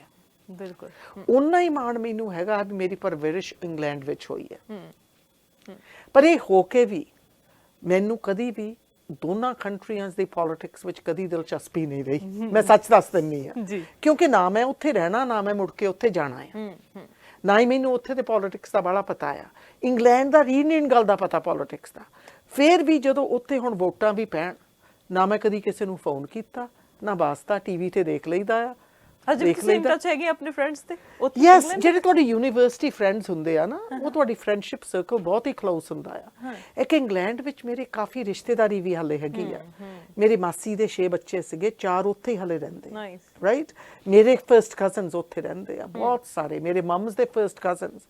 ਸਾਡਾ ਬਹੁਤ ਵੱਡਾ ਪਰਿਵਾਰ ਹੈਗਾ ਇੰਗਲੈਂਡ ਵਿੱਚ ਵੀ ਤੇ ਸਕਾਟਲੈਂਡ ਵਿੱਚ ਵੀ। ਤੇ ਸੋ ਪਰਿਵਾਰ ਵੀ ਹੈਗਾ, ਤੇ ਪਰ ਮੇਰਾ ਫਰੈਂਡਸ਼ਿਪ ਸਰਕਲ ਬਹੁਤ ਮਜ਼ਬੂਤ ਹੈਗਾ ਆ। ਰਿਐਕਸ਼ਨ ਜਦੋਂ ਦੇਖਦੇ ਆ ਕਿ ਮਿਨਿਸਟਰ ਬਣ ਗਈ ਆ ਜਿੰਨੀ ਉੱਥੇ ਜਾ ਕੇ। ਨਹੀਂ, ਉਹ ਤਾਂ ਕਹਿੰਦੇ ਹੁੰਦੇ ਸਾਨੂੰ ਪਤਾ ਨਹੀਂ ਲੱਗਦਾ ਵੀ ਤੂੰ ਰਿਟਾਇਰਮੈਂਟ ਕਦੋਂ ਲੈਣੀ ਆ। ਕਰਕੇ ਕਾਫੀ ਮੇਰੇ ਦੋਸਤ ਹੈਗੇ ਜਿਨ੍ਹਾਂ ਨੇ ਰਿਟਾਇਰਮੈਂਟ ਲੈ ਲਈ ਆ। ਉਹ ਕਹਿੰਦੇ ਅਸੀਂ ਤਾਂ ਉਡੀਕਦੇ ਆ ਵੀ ਜਿੱਦਣ ਤੂੰ ਰਿਟਾਇਰਮੈਂਟ ਲਊਂਗੀ ਸਾਡੇ ਨਾਲ ਟਾਈਮ ਸਪੈਂਡ ਕਰੂੰਗੀ। ਨੋ ਉਹ ਬਹੁਤ ਇਨਕਰੇਜਮੈਂਟ ਕਰਦੇ ਆ। ਯਾ, ਹਰੇਕ ਧਰਮ ਦੇ ਹੈਗੇ ਆ, ਹਰੇਕ ਰੰਗ ਦੇ ਹੈਗੇ ਆ। So those friendship circles are very very strong. ਤੇ ਕਈ ਹੈਗੇ ਜਿਹੜੇ ਮੈਨੂੰ 18 ਸਾਲਾਂ ਦੇ ਜਾਣਦੇ ਯੂਨੀਵਰਸਿਟੀ ਦੇ, ਉਹ ਮੇਰੇ ਵਿਆਹ ਤੇ ਵੀ ਆਏ ਸੀਗੇ। ਉਹਨਾਂ ਨੂੰ ਪਤਾ ਸੀਗਾ ਉਹਨਾਂ ਦਿਨਾਂ ਵਿੱਚ ਕਿੰਨਾ ਮੁਸ਼ਕਲ ਸੀਗਾ। ਗਾਂ ਜਦੋਂ ਅਸੀਂ ਵਾਪਸ ਚਾਹੀਦਾ ਆ, ਜਿੰਨਾ ਚਿਰ ਮੈਂ ਪਰਿਵਾਰ ਨਾਲ ਪਹਿਲਾਂ ਰਹਿੰਦੀ ਸੀ ਉਨਾ ਹੀ ਚਿਰ ਫਰੈਂਡਸ ਦੇ ਨਾਲ ਰਹਿੰਦੀ ਸੀ, ਰਾਈਟ। ਸੋ ਉਹ ਜਿਹੜੀ ਆਪਣੀ, ਮੈਂ ਇੱਥੇ ਵੀ ਦੇਖਿਆ ਆ, ਆਪਣੇ ਇੱਥੇ ਜਦੋਂ ਆਪਣੇ ਵੀ ਲੋਕ ਜਿਹੜੇ ਇੰਡੀਆ 'ਚ ਸਾਡੇ ਬਚਦੇ ਆ, ਮੈਨੂੰ ਪਤਾ ਨਹੀਂ ਸੀ ਹੁੰਦਾ ਬਚਦਾ ਕੀ ਹੁੰਦਾ ਆ। ਫਿਰ ਉਹਨਾਂ ਨੂੰ ਇਹਨੂੰ ਪਤਾ ਲੱਗਾ ਇਹ ਉਹਨਾਂ ਦੀ ਗ੍ਰੈਜੂਏਟਿੰਗ ਕਲਾਸ ਆ, ਰਾਈਟ। ਆਪਣੇ ਇੱਥੇ ਕਹਿ ਦਿੰਦੇ ਜਿਹੜੇ ਇੰਡੀਆ 'ਚ ਹੋਏ ਸਾਡਾ ਬੈਚਮੇਟ ਆ, ਬੈਚਮੇਟ, ਅਸੀਂ ਕਹਦੇ ਤਾਂ ਸਾਡੀ ਗ੍ਰੈਜੂਏਟਿੰਗ ਕਲਾਸ, ਇਹੋ ਹੀ ਡਿਫਰੈਂਸ ਹੈਗਾ ਆ। ਪਰ ਉਹ ਜਿਹੜੇ ਰਿਸ਼ਤੇ ਹੁੰਦੇ ਆ ਤੁਹਾਡੇ ਮਜ਼ਬੂਤ ਰਹਿੰਦੇ ਆ। ਹੁਣ ਕਈ ਆਸਟ੍ਰੇਲੀਆ ਬੈਠੇ ਆ, ਕਈ ਨਿਊਜ਼ੀਲੈਂਡ ਬੈਠੇ ਆ, ਕਈ ਯੂਰਪੀਅਨ ਕੰਟਰੀਜ਼ ਵਿੱਚ ਬੈਠੇ ਆ, ਕਈ ਸਾਊਥ ਅਮਰੀਕਾ 'ਚ ਬੈਠੇ ਆ। ਇੱਕ ਮੇਰੀ ਬਹੁਤ ਖਾਸ ਦੋਸਤ ਹੈਗੀ ਉਹ ਕਿਊਬਾ 'ਚ ਬੈਠੀ ਆ। ਸੋ ਜਗ੍ਹਾ ਜਗ੍ਹਾ ਗਏ ਆ। ਪਰ ਉਹ ਜਿਹੜੀ ਤੁਹਾਡੀ ਫਰੈਂਡਸ਼ਿਪਸ ਬਣ ਜਾਂਦੀਆਂ। ਇੱਕ ਜਮੈਕਾ 'ਚ ਬੈਠੀ ਆ ਕੁੜੀ ਜਿਹੜੀ ਏਲੀਅਨ ਹੁੰਦੀ ਸੀਗੀ, ਜਿਹੜੀ ਹਾਫ ਸਕਾਟਿਸ਼ ਤੇ ਹਾਫ ਜਮੈਕਨ ਸੀਗੀ। ਉਹ ਹਾਲੇ ਵੀ ਜਦੋਂ ਵੀ ਮੈਂ ਕੁਛ ਪੋਸਟ ਪਾਵਾਂ ਉਹਦਾ ਜ਼ਰੂਰ ਕੁਛ ਨਾ ਕੁਛ ਕਮੈਂਟ ਆਉਂਦਾ ਹੁੰਦਾ ਆ ਨਾ। ਤੇ ਉਹਨੂੰ ਵੀ ਮੈਂ ਬਹੁਤ ਕਈ ਸਾਲ ਬਾਅਦ ਅਸੀਂ ਇੱਕ ਦੂਸਰੇ ਨੂੰ ਮਿਲੇ ਆ ਕਰਕੇ ਉਹਨ ਇੰਗਲੈਂਡ ਵਿੱਚ ਆਪਣੇ ਭਰਾ ਨੂੰ ਮੈਸੇਜ ਪਾਈ ਵੀ ਮੈਨੂੰ ਜਿਨੀ ਦਾ ਫੋਨ ਨੰਬਰ ਚਾਹੀਦਾ ਆ। ਉਹ ਕਹਿੰਦਾ ਤੂੰ ਤਾਂ ਉਹਨੂੰ ਫੇਸਬੁੱਕ ਤੇ ਟੋਲ ਸਕਦੀ ਆ। ਹੁਣ ਤੱਕ ਸਾਰ ਕੋਈ ਜਾਣਦਾ ਜੀ। ਯਾ ਉਹਨ ਫਿਰ ਮੈਨੂੰ ਟੋੜਿਆ, ਫਿਰ ਮੈਨੂੰ ਮੈਸੇਜ ਪਾਈ ਵੀ ਮੈਂ ਰਿਟਾਇਰਡ ਹੋ ਕੇ ਹੁਣ ਜਮੈਕਾ 'ਚ ਵਾਪਸ ਆ ਗਈ ਆ, ਤੂੰ ਇੱਥੇ ਮੈਨੂੰ ਮਿਲਣਾ ਹੀ। ਮੈਂ ਕਿਹਾ ਜਦੋਂ ਟਾਈਮ ਲੱਗੂਗਾ ਜ਼ਰੂਰ ਆਵਾਂਗੇ। ਹੁਣ ਕੋਵਿਡ ਕਰਕੇ ਤਾਂ ਕਿਤੇ ਜਾ ਹੀ ਨਹੀਂ ਹੁੰਦਾ। ਇੰਗਲੈਂਡ ਦੇ ਵਿੱਚ ਵੀ ਟੀਚਰ ਰਹੇ ਹੋ? ਹਾਂਜੀ ਹਾਂਜੀ, ਮੇਰੀ ਟੀਚਿੰਗ ਸ਼ੁਰੂ ਹੀ ਇੰਗਲੈਂਡ ਵਿੱਚ ਹੋਈ ਸੀ। ਇੰਗਲੈਂਡ ਦੇ ਵਿੱਚ ਸ਼ੁਰੂ ਹੋਈ ਸੀ। ਸੋ ਇੰਗਲੈਂਡ ਦੇ ਵਿੱਚ ਯੂਨੀਵਰਸਿਟੀ ਜਾਣਾ, ਸੋ ਤੁਸੀਂ ਯੂਨੀਵਰਸਿਟੀ ਵੀ ਇੱਕ ਡਿਫਰੈਂਟ ਚੂਜ਼ ਕੀਤੀ ਸੀ ਜਿੱਥੇ ਤੁਹਾਨੂੰ ਦੂਰ ਜਾਣਾ ਪਵੇ। ਉਦੋਂ ਪੇਰੈਂਟਸ ਦਾ ਕੀ ਰਿਐਕਸ਼ਨ ਸੀਗਾ? ਦੇਖੋ ਐਲੀਮੈਂਟਰੀ ਸਕੂਲ ਮੇਰਾ ਅਕਤੂਬਰ ਤੋਂ ਜੂਨ ਤੱਕ ਹੀ ਸੀ, ਉਹ ਪਹਿਲਾ ਸਾਲ ਹੈ। ਤੇ ਫਿਰ ਮੈਂ ਚੱਲ ਗਈ ਸੀਗੀ ਹਾਈ ਸਕੂਲ ਵੀ ਉੱਥੇ ਸਾਰਾ ਕੀਤਾ, ਯੂਨੀਵਰਸਿਟੀ ਵੀ ਉੱਥੇ ਕੀਤੀ, ਪੜਾਉਣ ਵੀ ਉੱਥੇ ਲੱਗੀ ਆ ਜੀ। ਤੇ ਉਹ ਜਿਹੜੀ ਪਹਿਲਾਂ ਕੰਮ ਵੀ ਲੈਣਾ ਨਾ, ਅੱਜ ਆਪਾਂ ਸੋਚੀਦਾ ਵੀ ਜਿਨੀ ਲਈ ਸਭ ਕੁਝ ਬਹੁਤ ਸੌਖਾ ਹੋਣਾ। ਯੈਸ ਮਾਈ ਮਾਰਕਸ ਵਰ good, yes I did well at school, ਤੇ ਸਾਰੇ ਮੈਨੂੰ ਸਪੋਰਟ ਵੀ ਬਹੁਤ ਮਿਲੀ ਜੀ। ਪਰ ਜਦੋਂ ਮੈਂ ਪਹਿਲੀ ਵਾਰੀ ਟੀਚਿੰਗ ਕਰਨ ਗਈ ਆ ਨਾ, ਮੈਨੂੰ ਜੌਬ ਵੀ ਮਿਲ ਗਈ। ਹਾਲੇ ਮੈਂ ਯੂਨੀਵਰਸਿਟੀ ਵਿੱਚ ਸੀ ਜਦੋਂ ਮੈਨੂੰ ਟੀਚਿੰਗ ਦੀ ਜੌਬ ਮਿਲ ਗਈ। ਮੈਂ ਉੱਥੇ ਵੀ ਨਾ, ਮੈਂ ਆਪਣੇ ਡੀਨ ਕੋਲ ਗਈ, ਮੈਂ ਕਿਹਾ ਮੈਨੂੰ ਜੌਬ ਦੀ ਲੈਟਰ ਚਾਹੀਦੀ। ਕਹਿੰਦਾ ਕਾਹਤੇ? ਮੈਂ ਕਿਹਾ ਮੈਂ ਘਰ ਦੇਖ ਲਿਆ। ਮੈਂ ਕਿਹਾ ਮੇਰੇ ਇਕੱਲੇ ਹਸਬੈਂਡ ਦੇ ਨਾਂ ਤੇ ਮੌਰਗੇਜ ਨਹੀਂ ਮਿਲਦੀ ਸਾਨੂੰ ਦੋਨਾਂ ਨੂੰ। My husband is a year ahead of me, ਉਹ ਤਾਂ ਟੀਚਿੰਗ ਕਰਦੇ ਸੀਗੇ। ਮੈਂ ਕਿਹਾ ਮੇਰੇ ਨਾਂ ਤੇ ਜੌਬ ਚਾਹੀਦੀ ਹੈ ਮੈਨੂੰ ਮਹੀਨੇ ਦੇ ਵਿੱਚ ਵਿੱਚ। ਉਹ ਕਹਿੰਦਾ ਵੀ ਠੀਕ ਹੈ। ਉਹ ਕਹਿੰਦਾ ਅਪਲਾਈ ਕਰ ਲਓ and see what happens. I applied, I got shortlisted. ਤੇ ਉਹ ਕਹਿੰਦੇ ਵੀ ਮਹੀਨੇ ਨੂੰ ਚਿੱਠੀ ਦੇ ਦੇਵਾਂਗੇ। ਮੈਂ ਕਿਹਾ ਨਹੀਂ ਨਹੀਂ, ਮੈਨੂੰ 24 ਘੰਟੇ ਦੇ ਵਿੱਚ ਹੁਣ ਚਿੱਠੀ ਚਾਹੀਦੀ ਆ, ਮੈਂ ਤਾਂ ਜਾਣਾ ਮੌਰਗੇਜ ਬੈਂਕ ਦੇ ਕੋਲ। ਜੀ ਜੀ। ਤੇ ਜਦੋਂ ਮੈਂ ਪੜਾਉਣ ਗਈ ਆ ਪਹਿਲੇ ਦਿਨ, ਉਹਨਾਂ ਦਿਨਾਂ ਦੇ ਵਿੱਚ ਮੇਰਾ weight ਵੀ ਸੀਗਾ 98 ਪਾਉਂਡ ਸੀਗੀ, 5 ਫੁੱਟ 2 ਆ, ਤੇ ਬਾਲ ਵੀ ਹਲੇ ਇੱਥੇ ਤੱਕ ਲੰਬੇ ਲੰਬੇ ਸੀਗੇ ਨਾ। ਮਿਨੀ ਡਰੈਸ ਉਹਨਾਂ ਦਿਨਾਂ ਵਿੱਚ ਫੈਸ਼ਨ ਸੀਗਾ, ਮੇਰੇ ਛੋਟਾ ਜਿਹਾ ਡਰੈਸ ਪਾਇਆ ਆ, ਪਿੱਛੇ ਬਾਲ ਬੰਨੇ। ਤੇ ਜਦੋਂ ਮੈਂ ਫਰੰਟ ਡੋਰ ਦੇ ਵਿੱਚ ਬਣ ਗਈ ਸਕੂਲ ਦੇ ਵਿੱਚ ਨਾ, ਤੇ ਮੋਰੇ ਡੈਪੂਟੀ ਹੈਡਮਾਸਟਰ ਖੜਾ ਸੀਗਾ। ਉਹ ਕਹੇ you are not allowed to use that door, get out, that's a staff door, right. ਤੇ ਜਦੋਂ ਵੀ ਮੈਂ ਮੂੰਹ ਖੋਲਣ ਲੱਗਾ, ਉਹ ਤਾਂ ਮੈਨੂੰ ਬੋਲਣਾ ਹੀ ਨਾ ਦੇਵੇ। ਮੈਨੂੰ ਕਹਿੰਦਾ ਬੈਂਚ ਤੇ ਬੈਠ ਜਾ, ਤੈਨੂੰ ਡਿਟੈਂਸ਼ਨ ਜਿੱਦਾਂ ਦਿੰਦੇ ਹੁੰਦੇ ਆ। ਮੈਂ ਚੁੱਪ ਕਰਕੇ ਜਾ ਕੇ ਬੈਂਚ ਤੇ ਬੈਠ ਗਈ। ਕਰਕੇ ਜਦੋਂ ਵੀ ਮੈਂ ਮੂੰਹ ਖੋਲਦਾ, ਉਹਦਾ ਮਿਸਟਰ ਫਰਾਇਰ ਉਹਦਾ ਨਾਂ ਸੀ, ਉਹਦਾ ਤਾਂ ਮੂੰਹ ਇੰਨਾ ਲਾਲ ਹੋਇਆ, ਮੈਨੂੰ ਡਰ ਸੀ ਇਹਨੂੰ ਹਾਰਟ ਅਟੈਕ ਨਾ ਹੋ ਜਾਵੇ ਨਾ। ਤੇ ਉਹਦੇ ਭਾਅ ਦਾ ਵੀ ਮੈਂ ਸਟੂਡੈਂਟ ਆ। ਮੈਂ ਜਾ ਕੇ ਚੁੱਪ ਕਰਕੇ ਬਹਿ ਗਈ। ਤਾਂ ਕਿਤੇ ਕੁਦਰਤੀ ਪ੍ਰਿੰਸੀਪਲ ਨੇ ਆਪਣੀ ਡੋਰ, ਹੈਡਮਾਸਟਰ ਨੇ ਡੋਰ ਖੋਲੀ। ਉਹ ਮੈਨੂੰ ਦੇਖ ਕੇ ਕਹਿੰਦਾ ਮਿਸਿਸ ਸਿਮਸ, ਉੱਥੇ ਮਿਸਿਸ ਸਿਮਸ ਇਦਾਂ ਹੀ ਬੁਲਾਉਂਦੇ ਆ ਨਾ। ਕਹਿੰਦਾ Mrs Simms what are you doing here? ਤੇ ਫਿਰ ਮਿਸਟਰ ਫਰਾਇਰ ਮੇਰੇ ਵੱਲ ਨੂੰ ਦੇਖੇ। ਮੈਂ ਕਿਹਾ ਵੀ ਇਹ ਮੈਨੂੰ ਉੱਠਣ ਨਹੀਂ ਦਿੰਦਾ। ਮੈਂ ਸੱਚੀ ਏਦਾਂ ਹੀ ਕਿਹਾ। I said I'm trying to explain but he won't let me, right. ਤੇ ਫਿਰ ਉਹਨੇ ਕਿਹਾ ਵੀ ਅੰਦਰ ਆ ਜਾ। ਮੈਂ ਅੰਦਰ ਗਈ। ਉਹ ਫਿਰ ਮੈਨੂੰ ਉਹ ਵਾਈਸ ਡੈਪੂਟੀ ਹੈਡਮਾਸਟਰ ਨੂੰ ਕਹਿੰਦਾ ਵੀ ਇਹਨੂੰ ਆਪਣੇ ਡਿਪਾਰਟਮੈਂਟ ਵਿੱਚ ਛੱਡ ਕੇ ਆ ਜਿੱਥੇ ਇਹਨੂੰ ਪੜਾਉਣਾ ਆ। ਉਹ ਮੈਨੂੰ ਲੈ ਗਿਆ ਜਿੱਥੇ ਉਹ ਮੈਨੂੰ ਲੈ ਕੇ ਗਿਆ, ਬਾਹਰ ਪੋਰਟੇਬਲ ਚਾਹੇ ਵਿੱਚ ਐਨ ਖੂੰਜੇ ਜਿਹੇ ਵਿੱਚ। ਮੈਂ ਕਿਹਾ ਵੀ ਇੱਥੇ ਤਾਂ ਮੈਂ ਕਦੀ ਅੱਗੇ ਆਈ ਨਹੀਂ ਸੀਗੀ। ਤੇ ਜਦੋਂ ਮੋਰੇ ਡਿਪਾਰਟਮੈਂਟ ਹੈਡ ਨੂੰ ਬੁਲਾਇਆ, ਮੈਂ ਉਹਨੂੰ ਨਹੀਂ ਸੀ ਜਾਣਦੀ, ਉਹ ਮੈਨੂੰ ਨਹੀਂ ਸੀ ਜਾਣਦਾ। ਉਹ ਕਹਿੰਦਾ ਤੂੰ ਕੀ ਕਰਨਾ ਹੀ ਆ? ਮੈਂ ਕਿਹਾ ਮੈਨੂੰ ਲੈ ਕੇ ਆਇਆ, ਮੇਰੇ ਨਾਲ ਹੀ ਸੀ ਨਾ। ਤੇ ਉਹ ਕਹਿੰਦਾ ਵੀ ਯੈਸ, ਕਹਿੰਦਾ ਵੀ she is your new teacher for ESL। ਤੇ ਉਹ ਮੇਰੇ ਮੂੰਹ ਵੱਲ ਨੂੰ ਕਹਿੰਦਾ ਮੈਂ ਤਾਂ, ਮੈਨੂੰ ਤਾਂ ਲੋੜ ਹੀ ਨਹੀਂ ਟੀਚਰ ਦੀ ESL ਦੀ। ਓਕੇ। ਉਹ ਫਿਰ ਮੈਨੂੰ ਕਹਿੰਦਾ ਵੀ ਤੈਨੂੰ ਗਲਤ ਹੋ ਗਿਆ ਆ, ਵੀ ਕਹਿੰਦਾ ਵੀ Mrs Sims I think you've come to the wrong place। ਤੇ ਫਿਰ ਡੈਪੂਟੀ ਹੈਡਮਾਸਟਰ ਕਹਿੰਦਾ ਵੀ ਮੈਨੂੰ ਪ੍ਰਿੰਸੀਪਲ ਨੇ ਕਿਹਾ ਸੀਗਾ ਵੀ ਤੇਰੇ ਕੋਲ ਲੈ ਆਈ। ਉਹਨ ਫਿਰ ਕਿਹਾ ਵੀ did he tell you to bring you to here or did you just bring me her to here. ਤੇ ਫਿਰ ਮੁੜ ਕੇ ਲੈ ਕੇ ਗਿਆ ਪ੍ਰਿੰਸੀਪਲਸ ਦੇ ਆਫਿਸ ਵਿੱਚ, ਕਹਿੰਦਾ ਵੀ ਮਿਸਟਰ ਲਿਨਗਾਰਡ ਤਾਂ ਇਹਨੂੰ ਜਾਣਦਾ ਹੀ ਨਹੀਂ, ਉਹਨ ਦੇਖਿਆ ਹੀ ਨਹੀਂ ਕਦੀ ਪਹਿਲਾਂ। ਤੇ ਉਹ ਮੈਨੂੰ ਇੰਨੇ ਸਾਲਾਂ ਤੋਂ ਬਾਅਦ ਉਹ ਟੀਚਰ ਦਾ ਨਾਂ ਡਿਪਾਰਟਮੈਂਟ ਹੈਡ ਦਾ ESL ਦਾ ਚੇਤਾ ਆ ਗਿਆ ਨਾ। ਤੇ ਜਦੋਂ ਮੈਂ ਵਾਪਸ ਗਈ ਤੇ ਆਫਿਸ ਵਿੱਚ ਉਹ ਕਹਿੰਦਾ she is come here to teach English literature and senior English. Mr Fryer ਦਾ ਮੂੰਹ ਲਾਲ ਹੋ ਗਿਆ ਵੀ ਜਿੱਦਾਂ ਉਹਦੇ ਮੂੰਹ ਤੇ ਕਿਸੇ ਨੇ ਥੱਪੜ ਮਾਰਿਆ ਹੁੰਦਾ ਨਾ। ਫਿਰ ਮੇਰੇ ਵੱਲ ਨੂੰ ਦੇਖ ਕੇ ਕਹਿੰਦਾ ਆਮ ਸੌਰੀ। ਫਿਰ ਮੈਨੂੰ ਲੈ ਕੇ ਗਿਆ, ਜਦੋਂ ਮੈਨੂੰ ਉੱਥੇ ਲੈ ਕੇ ਗਿਆ ਨਾ ਮੋਰੇ ਮੈਨੂੰ ਮਿਲਿਆ ਆਪਣਾ, ਫਿਰ ਮੈਂ ਪਛਾਣ ਲਿਆ, ਮੈਂ ਕਿਹਾ ਇਸ ਬੰਦੇ ਨੇ ਮੇਰਾ ਇੰਟਰਵਿਊ ਕੀਤਾ ਸੀ। And then I had the best time teaching because I had the academic classes and I used to volunteer। ਮੈਂ ਕਰਦੀ ਸੀ ਲੋਕਲ ਪ੍ਰਿਜ਼ਨ ਦੇ ਵਿੱਚ। ਤੇ ਫਿਰ ਜਦੋਂ ਆਹ ਦੇਖਿਆ ਵੀ ਜਿਸ ਤਰੀਕੇ ਨਾਲ ਮੈਂ ਬੱਚੇ ਸੰਭਾਲਦੀ ਸੀਗੀ, ਤੇ ਜਦੋਂ ਨਵੇਂ ਟੀਚਰ ਹੋਣ ਤੁਹਾਨੂੰ ਘਟੀਆ ਕਲਾਸਰੂਮ ਹੀ ਦਿੰਦੇ ਹੁੰਦੇ ਆ। ਤੇ ਮੈਨੂੰ ਉਹ ਕਲਾਸਰੂਮ ਦਿੱਤਾ ਜਿੱਥੇ ਉੱਥੇ ਖੈਨਿੰਗ ਰੂਮ ਹੁੰਦਾ ਸੀ। ਓਕੇ। ਕੁੱਟ ਖਾਣ ਦਾ ਰੂਮ, ਜਿਹੜਾ ਖੈਨਿੰਗ ਰੂਮ ਹੁੰਦਾ ਸੀ ਉਹਦੇ ਨਾਲ ਦਾ ਕਲਾਸਰੂਮ ਮੈਨੂੰ ਦੇ ਦਿੱਤਾ ਕਰਕੇ ਮੈਂ ਨਵੀਂ ਟੀਚਰ ਸੀ। ਤੇ ਮੈਂ ਪੜਾਉਂਦੀ ਸੀਗੀ ਉਹਨਾਂ ਦਿਨਾਂ ਦੇ ਵਿੱਚ ਮਕਬੈਥ। ਤੇ ਡੋਰ ਖੁੱਲੀ ਤੇ ਉਹੋ ਹੀ ਮਿਸਟਰ ਫਰਾਇਰ ਨੇ ਇੱਕ ਮੁੰਡੇ ਨੂੰ ਧੱਕਾ ਦੇ ਕੇ ਮੇਰੇ ਕਮਰੇ ਵਿੱਚ ਸੱਟ ਦਿੱਤਾ। ਕਹਿੰਦਾ Mrs sims you look after this young man or I am going to kill him. My goodness. ਕਿਤੇ ਉਹਨੂੰ ਖੇਨ ਕਰਦਾ ਸੀ, ਉਹ ਗਾਲਾਂ ਕੱਢਦਾ ਸੀ। ਉਹ ਆ ਗਿਆ ਮੇਰੇ ਕਮਰੇ 'ਚ ਤੇ ਮੈਂ ਤਾਂ ਇੰਨੀ ਖਹਿ ਗਈ ਆ। ਮੈਂ ਕਹਾਂ ਵੀ ਹੁਣ ਮੈਂ ਕੀ ਕਰੂੰਗੀ। ਉਹਨ ਕੀ ਕੀਤਾ, ਮੁੰਡੇ ਨੇ ਆ ਕੇ, ਉਹਦਾ ਨਾਂ ਸੀਗਾ ਡੇਵਿਡ, ਮੈਂ ਲਾਸਟ ਨੇਮ ਨਾ ਕੇ ਨਹੀਂ ਕਹਿੰਦੀ ਆ, ਕਦੀ ਇੱਧਰ ਪੇਪਰ ਸਿੱਟੇ, ਉਸ ਬੱਚੇ ਦੀ ਬੁੱਕ ਉੱਥੇ ਸੱਟ ਦਿੱਤੀ। ਸਾਰੀ ਕਲਾਸ ਮੇਰੇ ਵੱਲ ਦੇਖੇ ਵੀ ਹੁਣ ਇਹ ਕੀ ਕਰੂਗੀ। ਯਾ ਮੇਰੀ ਪਹਿਲੀ ਜੌਬ ਸੀਗੀ। ਮੈਂ ਵੀ nicely please I am asking you to sit down. ਉਹ ਤਾਂ ਮੈਨੂੰ ਗਾਲਾਂ ਕੱਢਣ ਲੱਗ ਪਿਆ ਨਾ। ਫਿਰ ਮੈਂ ਕਿਹਾ ਵੀ ਹੁਣ ਮੈਂ ਕੀ ਕਰਾਂ, ਵੀ ਡੈਪੂਟੀ ਹੈਡਮਾਸਟਰ ਮੇਰੇ ਕੋਲ ਸਿੱਟ ਕੇ ਗਿਆ ਆ, ਮੈਂ ਹੁਣ ਹਾਕ ਵੀ ਕਿਹਨੂੰ ਮਾਰਾਂ। ਮੈਂ ਫਿਰ ਇੱਕ ਵਾਰੀ ਕਿਹਾ, ਮੈਂ ਕਿਹਾ can you please sit down.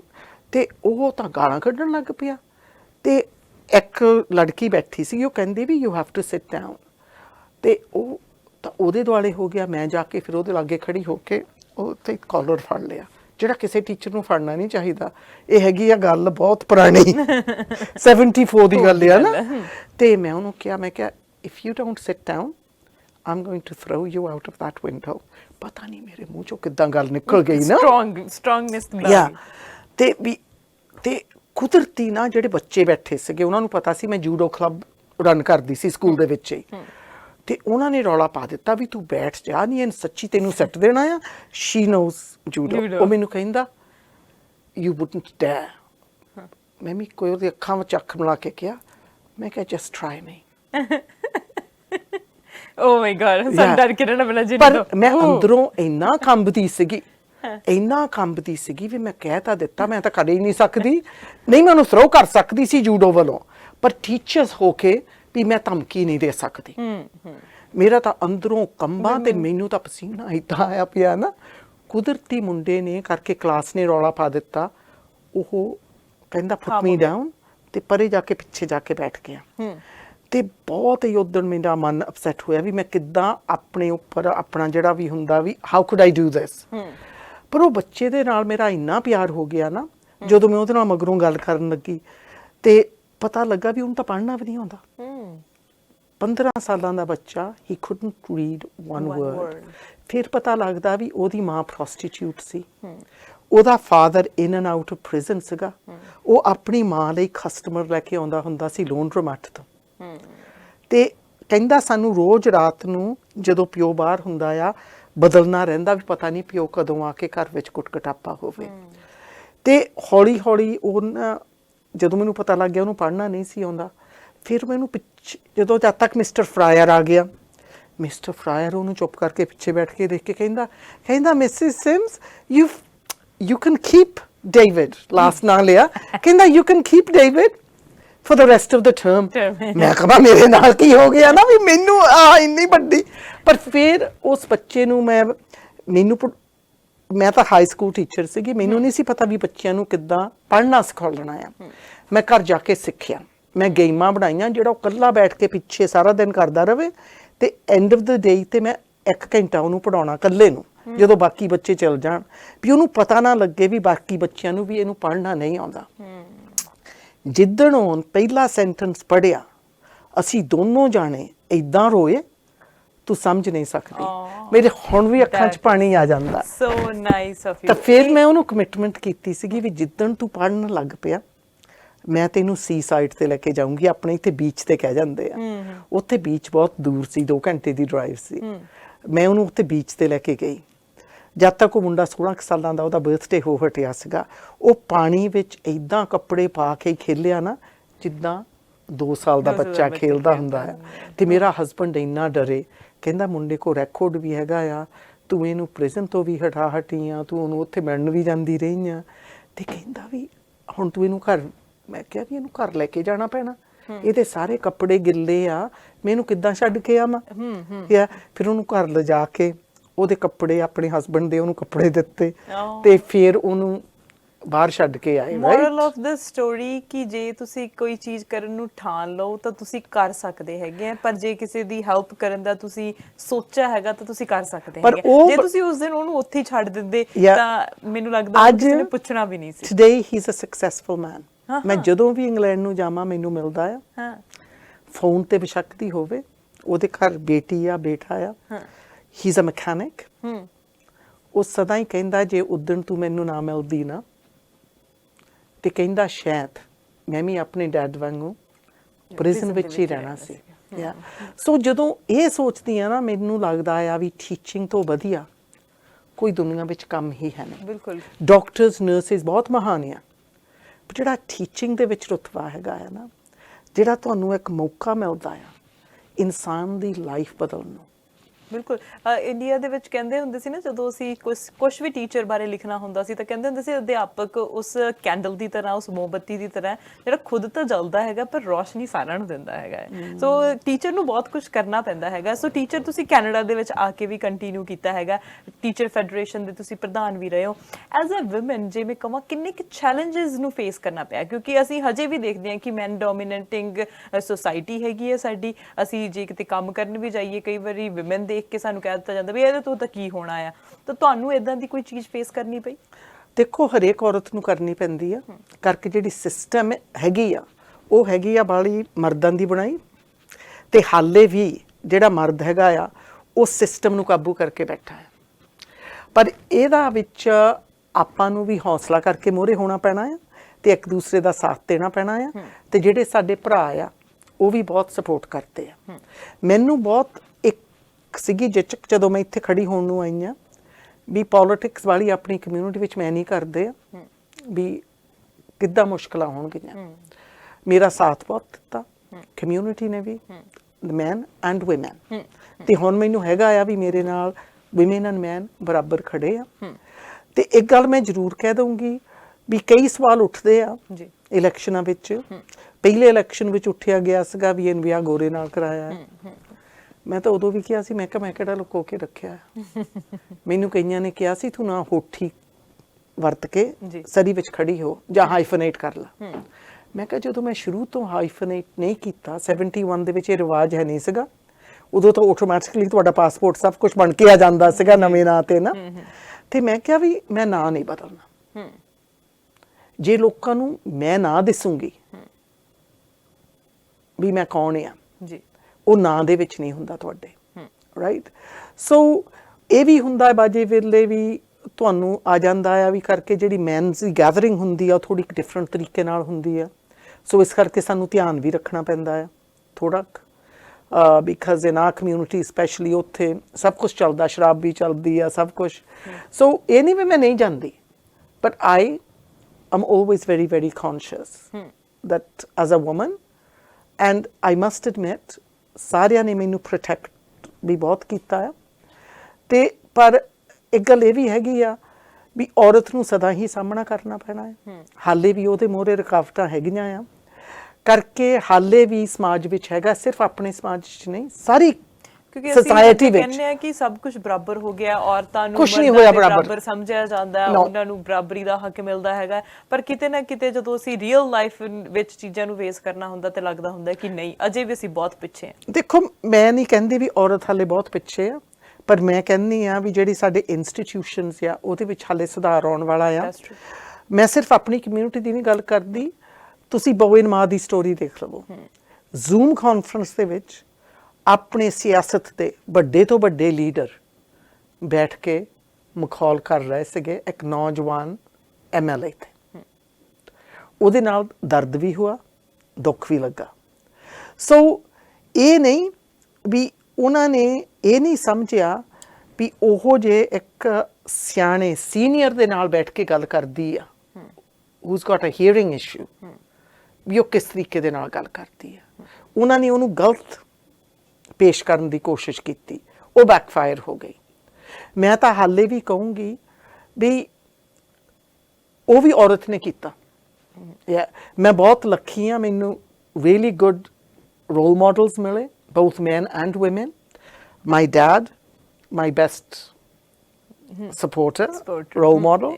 My husband, full support.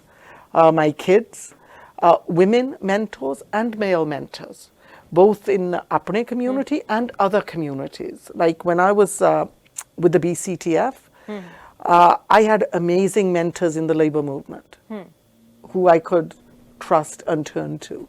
And I think that's what we as women have to learn more to do, because you're not automatically going to see the mentors. You have to identify people ਜਿਨ੍ਹਾਂ ਦੇ ਵਿੱਚ ਹਿੰਮਤ ਹੈਗੀ ਤੁਹਾਨੂੰ ਸੱਚ ਦੱਸਣ ਨੂੰ।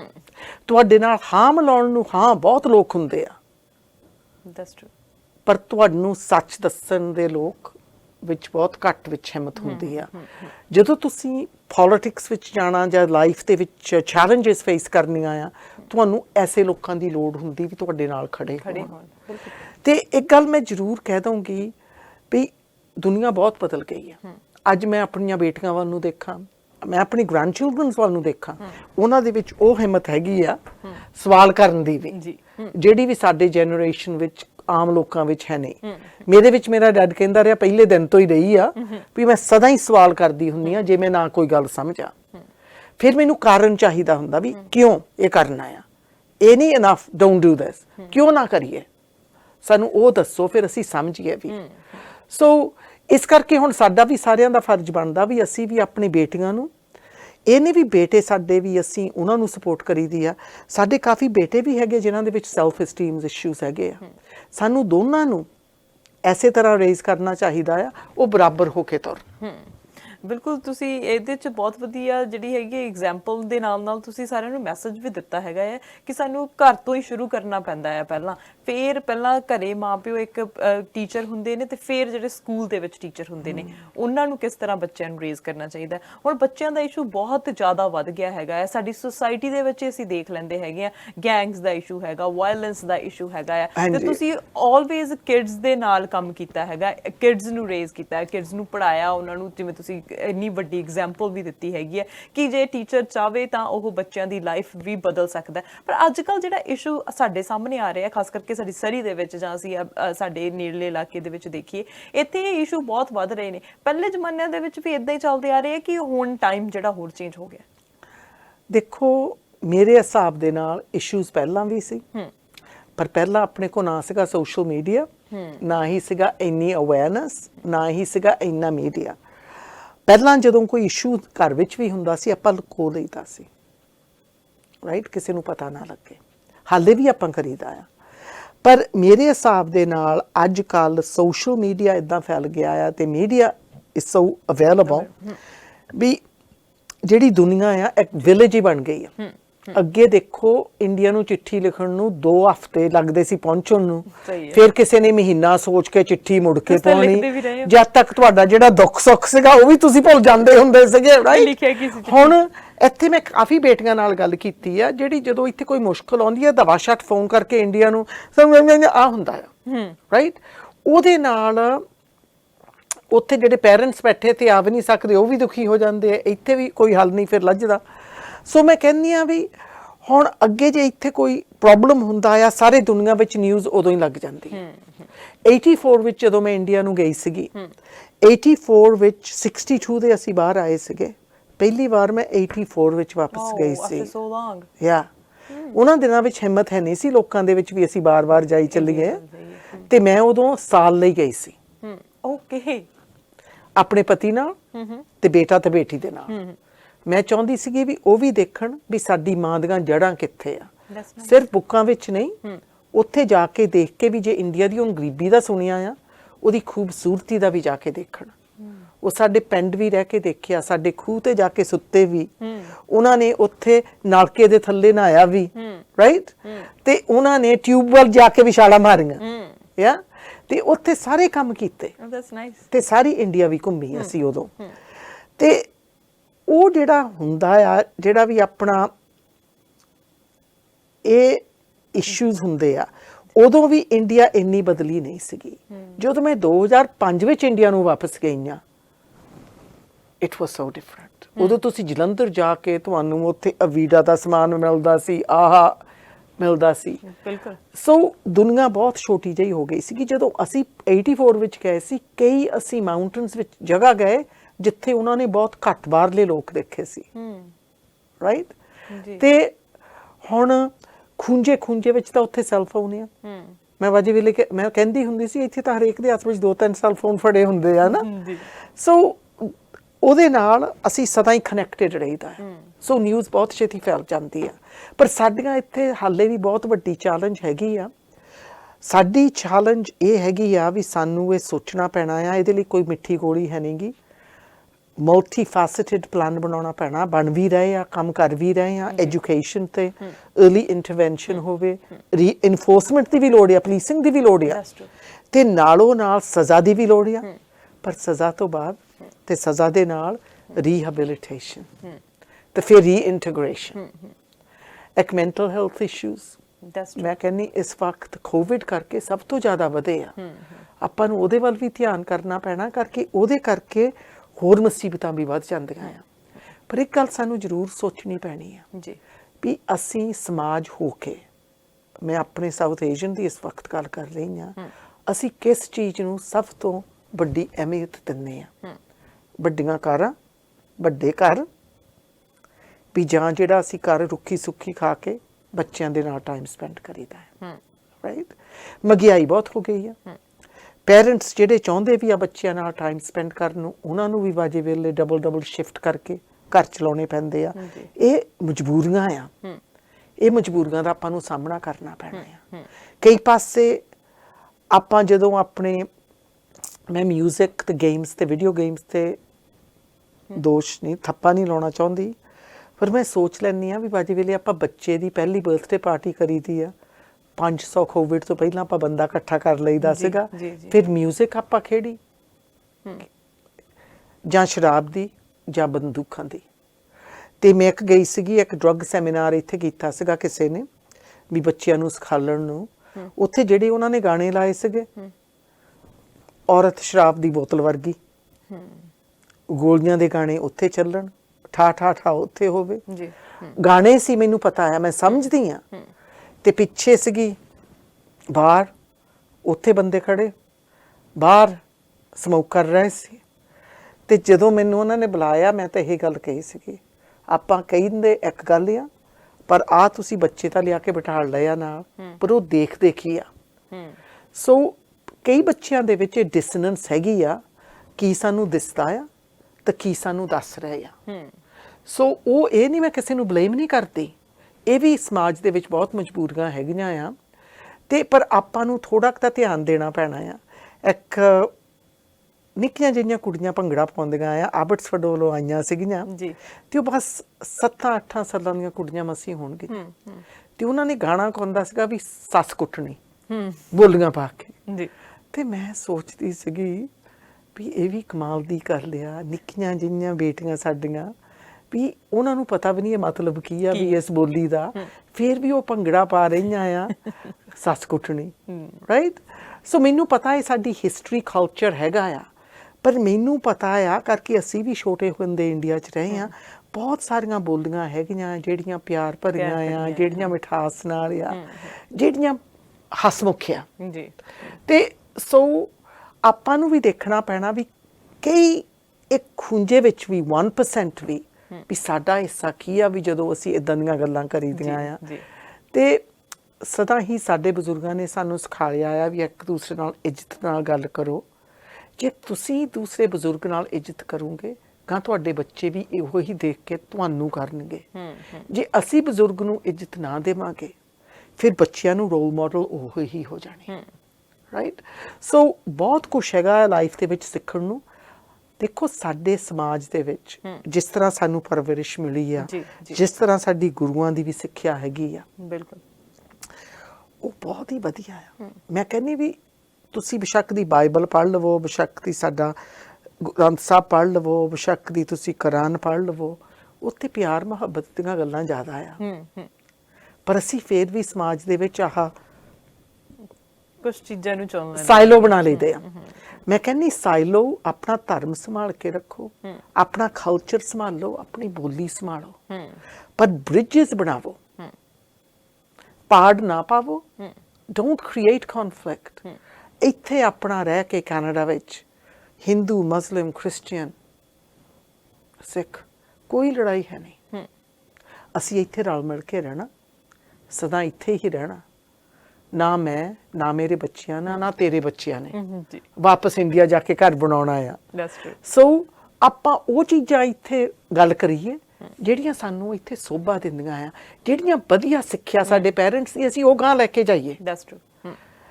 ਸਾਨੂੰ ਪਤਾ ਆ ਇੱਥੇ ਵੀ ਗਲਤ ਕੰਮ ਹੁੰਦੇ ਆ, ਸਿਰਫ ਸਾਡੀ ਕਮਿਊਨਿਟੀ, ਹਰੇਕ ਕਮਿਊਨਿਟੀ ਵਿੱਚ ਅਸੀਂ ਉਹ ਗਲਤ ਕੰਮ ਪਿੱਛੇ ਛੱਡ ਕੇ ਵਧੀਆ ਕੰਮ ਤੇ ਫੋਕਸ ਕਰੀਏ। ਅਸੀਂ ਸਦਾ ਹੀ ਜਿਹੜੇ 5% ਜਾਂ 1% ਬੱਚਾ ਗਲਤ ਕੰਮ ਕਰਦਾ ਆ, ਸਾਡੀ ਫੋਕਸ ਉਹਨਾਂ ਤੇ ਪੈ ਜਾਂਦੀ, ਫਿਰ ਅਸੀਂ ਸਾਰੇ ਨਿਆਣਿਆਂ ਨੂੰ ਕੁੱਟਣ ਲੱਗ ਪਈਦਾ ਆ। ਇੱਥੇ ਦੀ ਪੀੜ੍ਹੀ, ਇਹਨਾਂ ਨੂੰ ਅਕਲ ਹੈ ਨਹੀਂ, ਇਹਨਾਂ ਨੂੰ ਆਹ ਹੈ ਨਹੀਂ।